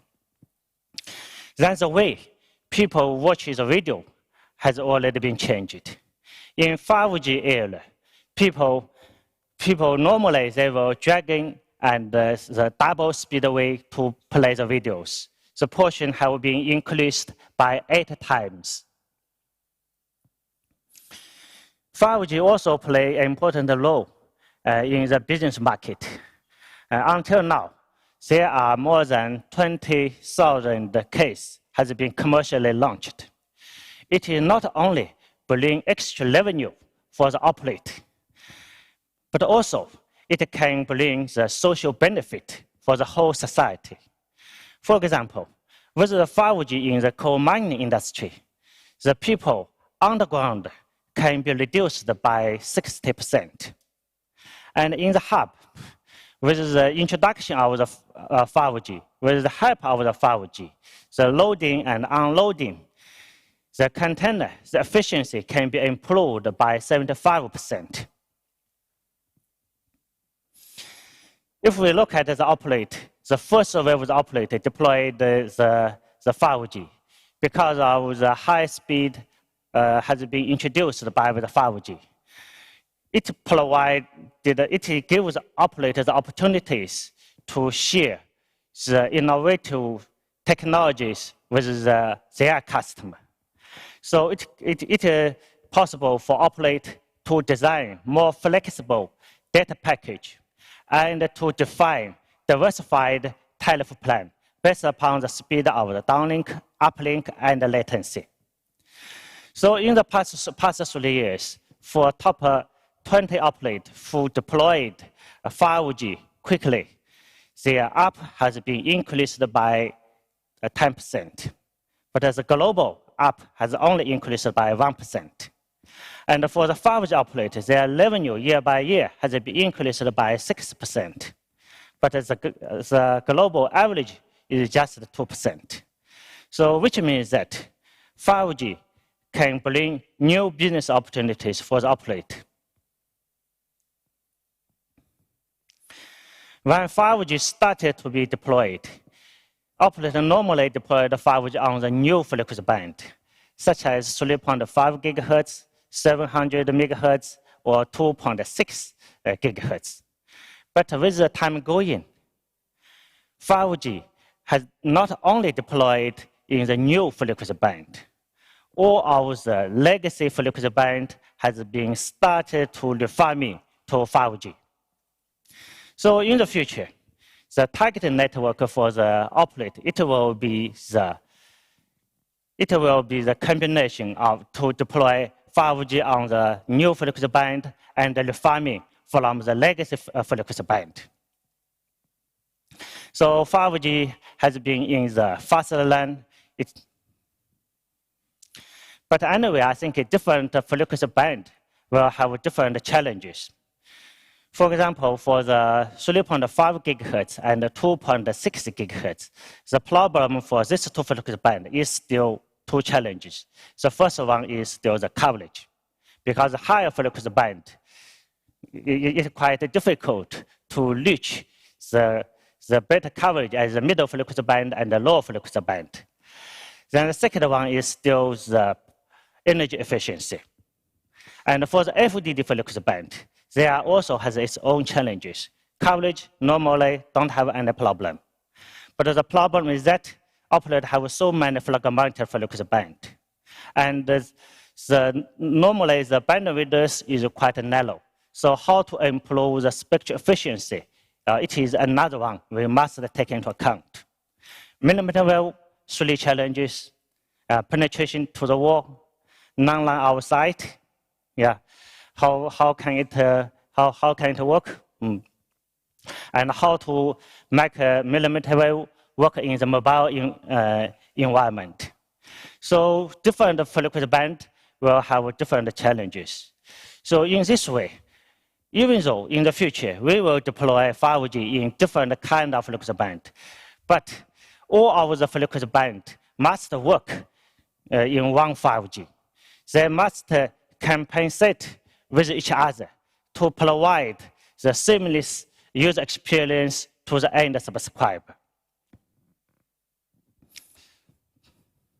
So how to extend the coverage and how to reduce the energy consumption of the C-band equipment. So we believe that introduce the extreme large antenna array. This is the way. That's why we introduced the product called Meta-AU, which is quite a reasonable way from the physical law.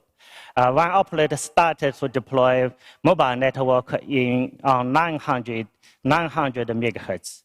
You will use the antenna from 1 meters, 1.5 meters, 2 meters, and 2.8 meters. Yeah, the bigger of the antenna, you can get the far of the coverage and the low power consumption. But anyway, I think the challenge for the active antenna unit is that it is not easy to implement such kind of technologies in the active antenna unit in such a kind of product. So this year, Huawei has already commercially launched the extreme large product. We call it the Meta-AU. And this year, we have already shipped more than 100,000 units globally. So in the uplink, it can extend the coverage by 3 dB, and the performance can be improved by 30%. And in the downlink, it can also extend the coverage by 3 dB, then 30% of the experience can be improved. Then it can also save the power consumption by 30%. So in Europe, one of our customers, Orange, they have done carefully test with Meta-AU. They make a comparison between the traditional AU and the Meta-AU. They deployed the two equipment in the same tower to like test. So here is the conclusion. They have the precondition. The downlink speed should maintain the same. If the downlink speed is the same, Meta-AU can help operator to save 33% of the energy. And the uplink speed can be improved by 40%. So in this way, in one site, 3,100 kilowatt hour per year can be saved.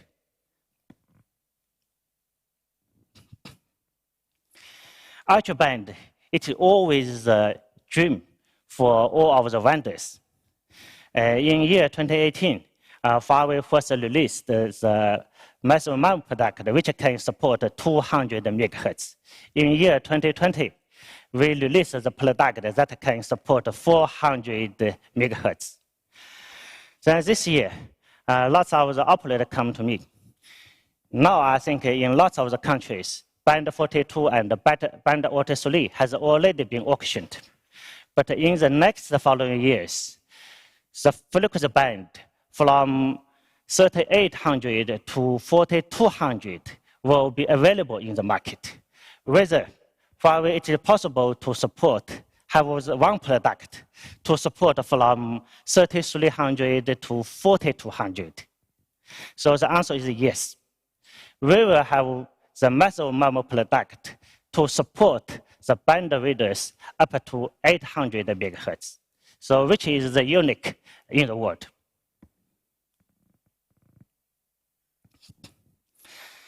Anyway, I think for operate, how to find the space to install the antenna in the tower is always a challenge. It is not only related with the rent cost, but also it is related whether there is enough space in the tower. So when we introduced the Meta-AU, whether it is possible to integrate all of the legacy antenna integrated together with the Meta-AU. So the answer is yes. We can integrate the Meta-AU together with legacy, all of the legacy frequency band antennas. So with such a kind of solution, which means that in one sect, operator only need one antenna in the site. So for FDD frequency band, the challenge is totally different from that of the TDD. Yeah, first one, most of the operators have several fragmented FDD frequency band. Yeah. So how to simplify the deployment? The second one, how to improve the spectrum efficiency for such a kind of narrow band spectrum. If we can improve the spectrum efficiency, which can help operator to improve the return of the investment. Then the third one, because for most of our operators have the plan to phase out the 2G and 3G. But anyway, in the next 3 to 5 years, I do believe that in some of the countries, 2G, 3G will still exist in the network. It will still exist in the network. It should work together with 4G and 5G. Yeah. So when we adopt some new technologies, we also need to guarantee the performance of 2G and 3G. So the ultra broadband, which is a way to solve such kind of problems. So we will release the new product called ultra broadband radio remote unit, so which can support 3 frequency band. For the frequency band below 1 gigahertz, use 1 box. For the frequency band between 1 gigahertz to 3 gigahertz, we can also use another box. So in this way, the power between different frequency bands can be shared. Then the total power consumption can be reduced by 30%. Then in this way, 2G, 3G, 4G, and 5G, different technologies can also share the total output power. And it can be further reduce the energy consumption. So this year, we will further to improve the output power of the equipment up to 4 times 160 watt, because we still need to take into account the requirement from 2G and 3G, especially I think for 2G. If you wanted to maintain the legacy coverage, it will need still quite high output power. Then another challenge for such a kind of ultra wideband equipment is that because when we put 700, 800, 900 in one box, lots of the passive intermodulation will be generated. So it will be quite negative to the network performance. So today, in Huawei's radio remote unit, we have the PIM cancellation have been such kind of function have been embedded in the radio remote unit. We don't need another dedicated baseband unit or another dedicated card in the digital unit.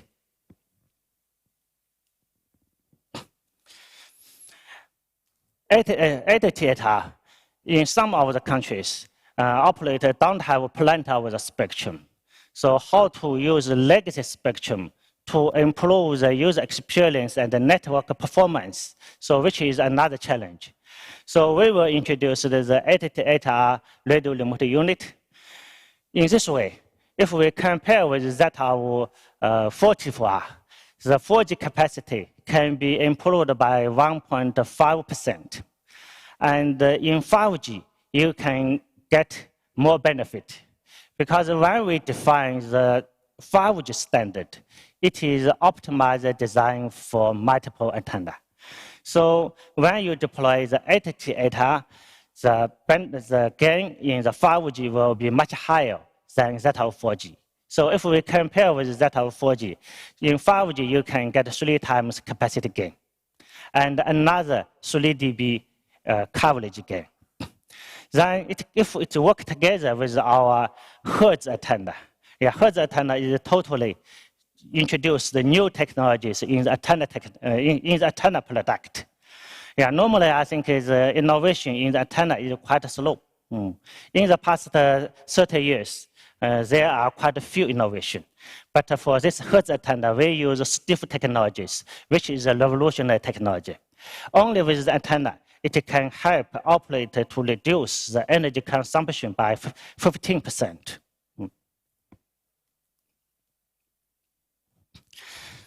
FDD massive MIMO. 20 years ago, when operators started to deploy 3G on 2100, at that time, all of the operators have a dream. whether the coverage of 2100 can reach the coverage of GSM 900. But in the past 20 years, there is no such kind of solution. But with FDD massive MIMO, it is possible to have the coverage of 1800 and 2100 reach the same range as 800 and 900. Then another, besides the coverage improvement, if we look at the capacity, with the FDD massive MIMO, the LT capacity can be improved by 3 times. And for 5G, based upon our field test, it can be improved by 4 times, 6 times. So today, FDD massive MIMO have been commercially deployed in more than 70 countries.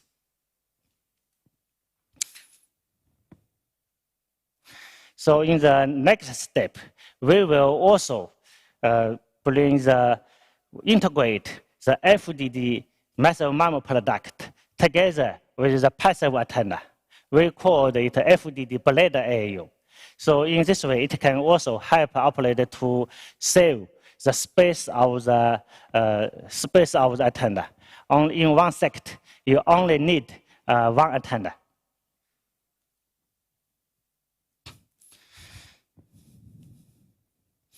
Yeah. So we never forget the indoor and we never forget the rural areas. Anyway, I think if you look at the traffic of the mobile network, more than 70% of the traffic are generated in the indoor environment. So we will release the new product called Lamp-Sight 5.0. If we compare with that of the Lamp-Sight 3.0, the dimension will be reduced by 25%, and the power consumption can be reduced by 40%. Why we suggest that in the 5G area, we should focus on the digital indoor solution. Normally, I think in 2G, 3G, and 4G, if operator deploy the distributed antenna system, normally the end subscriber will have a better experience in the indoor environment than the outdoor. But for 5G, even though operator deployed the distributed antenna system in the indoor environment, the experience in the indoor will be worse than the outdoor. Because in 5G, all our smartphones will support 4 receivers. But for the distributed antenna system, normally it can only support 1 transmitter or 2 transmitters at the most. But for the outdoor equipment, normally it can support 4 transmitters and 8 transmitters and a massive MIMO. So that's why I strongly suggest that in 5G area, the distributed, the digital indoor system should put in the higher priority.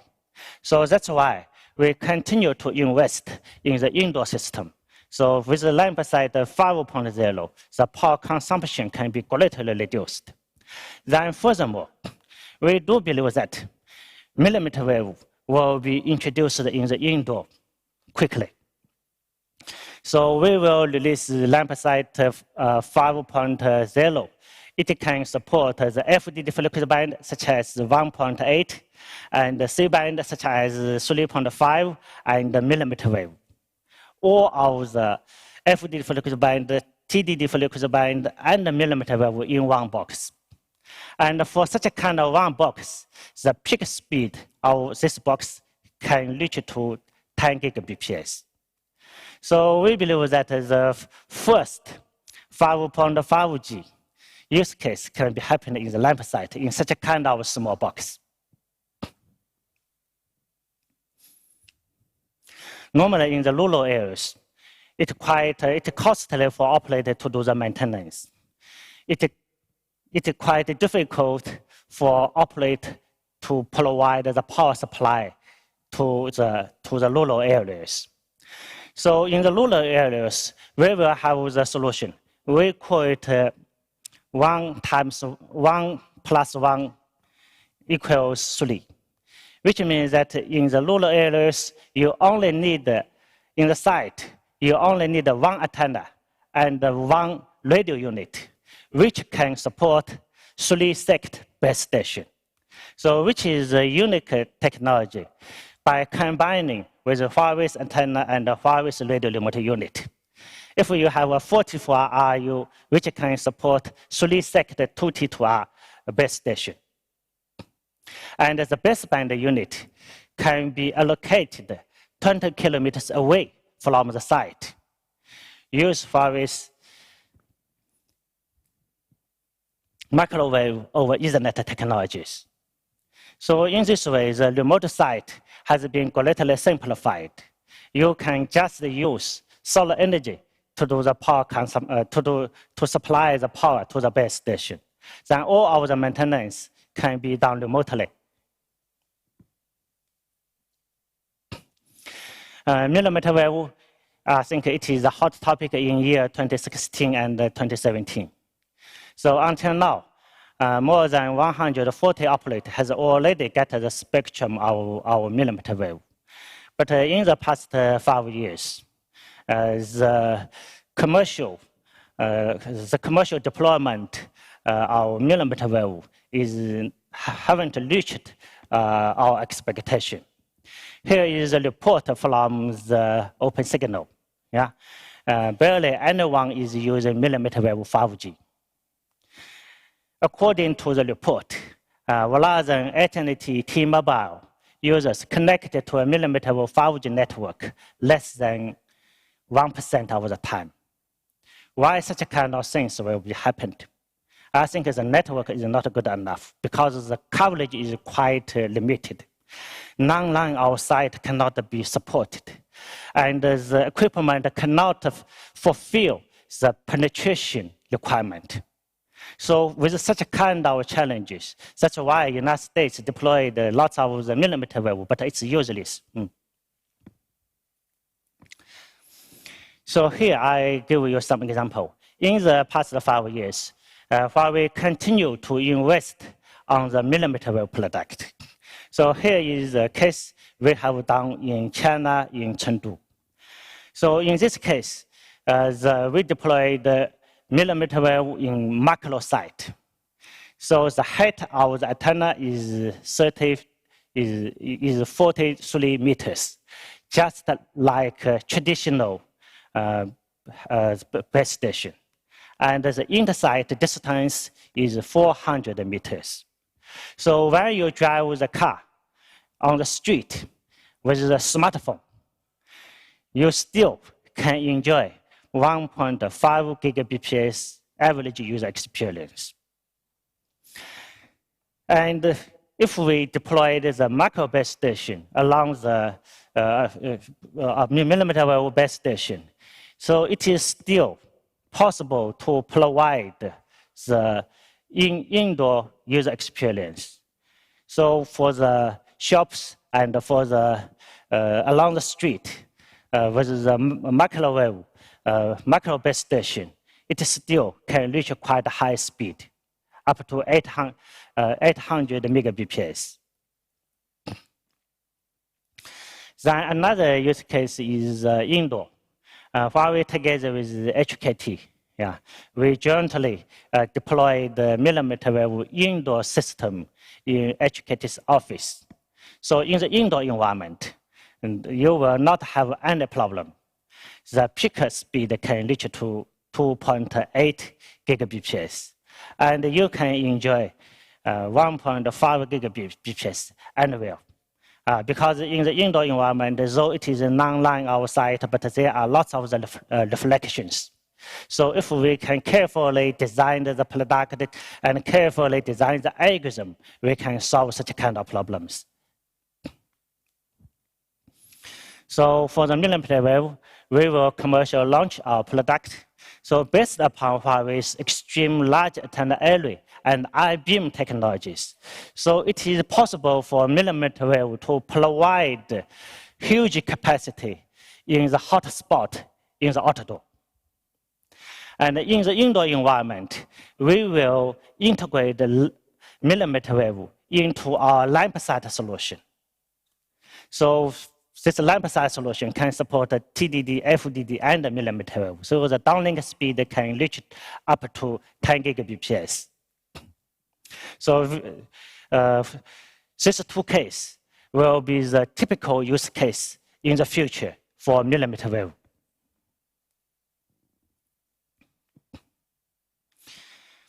So for 5G is the most complicated network than the previous generation of the mobile technologies. So it will be the combination of the TDD frequency band, FDD frequency band, and the millimeter wave.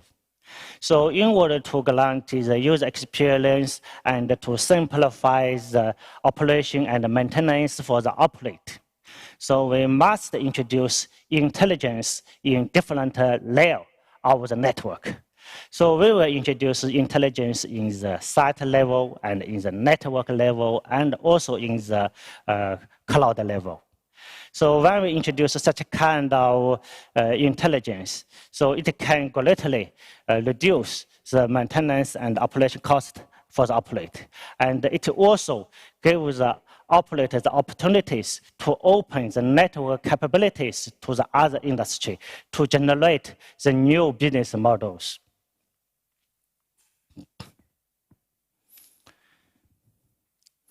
Finally, let's keep innovation on 5G and jointly realize the big dream of the 5G and stride toward the future intelligent world.